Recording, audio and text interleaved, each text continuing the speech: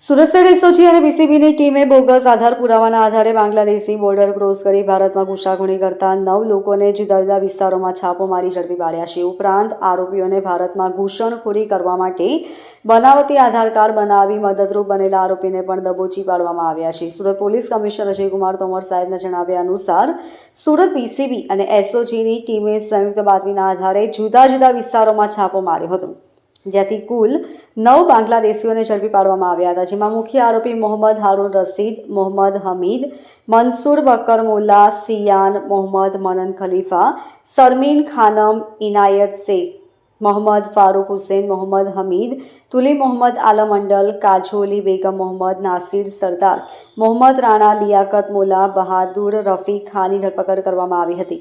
આરોપીઓની પૂછપરછમાં જાણવા મળ્યું હતું કે પોતે બાંગ્લાદેશી હોવાની ઓળખ છુપાવવા માટે બનાવટી ભારતીય Aadhaar card, PAN card, election card સહિતના પુરાવા બતાવી ભારતમાં ગેરકાયદેસર રીતે ઘૂસણખોરી કરી હતી. બોગસ ડોક્યુમેન્ટના આધારે આરોપીઓને ભારતમાં ઘૂસણખોરી કરવા માટે આકાશ સંજય માનકર દ્વારા મદદ કરવામાં આવી હતી.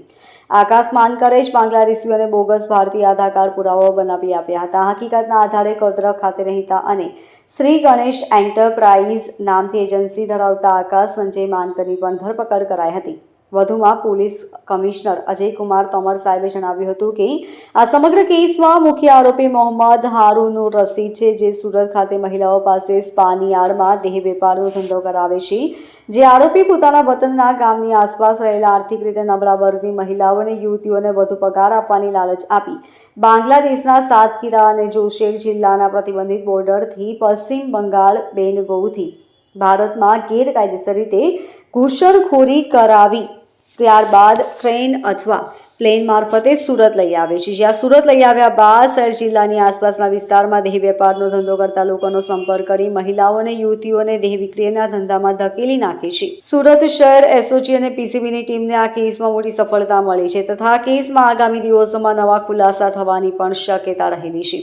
સુરત શહેરમાં ઘણા બધા લોકો ભારતના જુદા જુદા રાજ્યોમાંથી વેપાર ધંધા અને મજૂરી અને રોજીરોટી માટે આવતા હોય છે, પણ એવામાં જ એસઓજી અને પીસીબીની ટીમે એક એવા નેટવર્ક પકડ્યા છે જેમાં બાંગ્લાદેશી લોકોને ગેરકાયદેસર રીતે ઇન્ડિયામાં લાવી અને ખોટા દસ્તાવેજો એટલે બનાવટી દસ્તાવેજો મારફતે એના આધાર કાર્ડ પણ ફોટોશોપ વડે બનાવવાનો અને ઇન્ડિયામાં સેટલ કરાવવાની એક ગેંગ પકડવામાં આવી છે,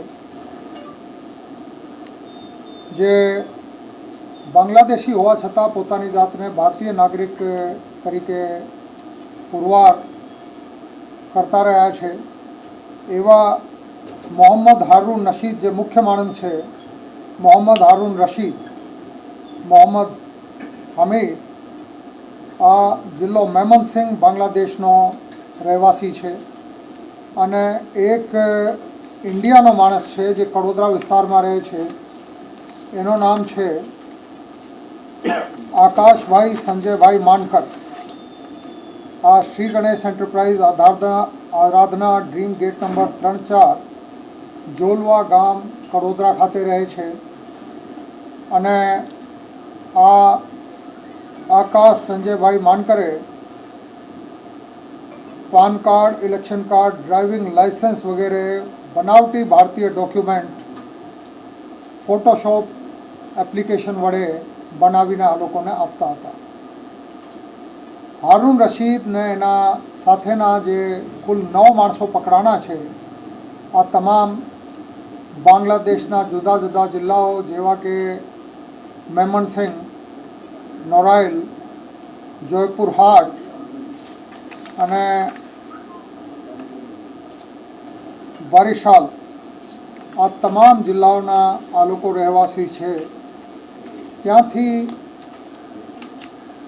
મહિલાઓને પણ સાથે લઈને આવતા હતા, કેમ કે આ 9માંથી 3 મહિલાઓ છે અને આ મહિલાઓને ત્યાંથી પ્રલોભન બતાવીને અહીં લઈને આવતા હતા અને એને સ્પા અને દેહ વિક્રયના ગેરકાયદેસર ઇમોરલ ટ્રાફિકના ધંધામાં આ મહિલાઓના દુરુપયોગ કરતા હતા.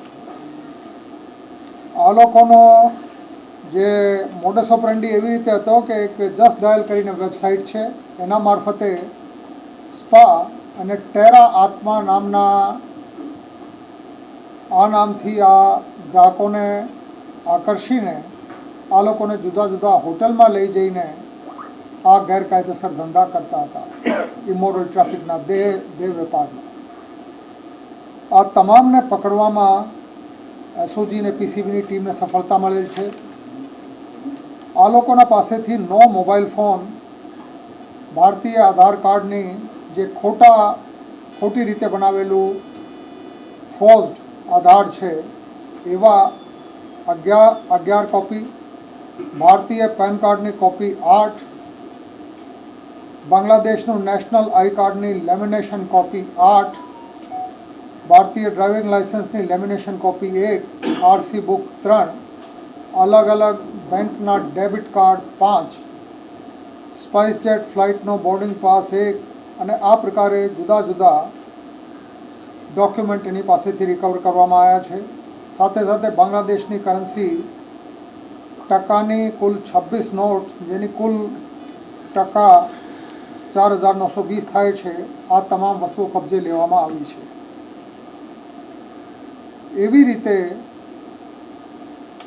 7 કુલ ગુના આ આરોપીઓ વિરુદ્ધમાં રજીસ્ટર કરવામાં આવ્યા છે, જેમાં એક સરથાણામાં, લાલગેટમાં, પાંડેસરામાં, મહિન્દરપુરામાં, ચોક બજારમાં અને ઉત્તરાયણ પોલીસ સ્ટેશનમાં ગુનાઓ છે, જે ખોટા દસ્તાવેજો બનાવવાના, એટલે 465, 467, 468, 471 અને ઇન્ડિયન પાસપોર્ટ એક્ટ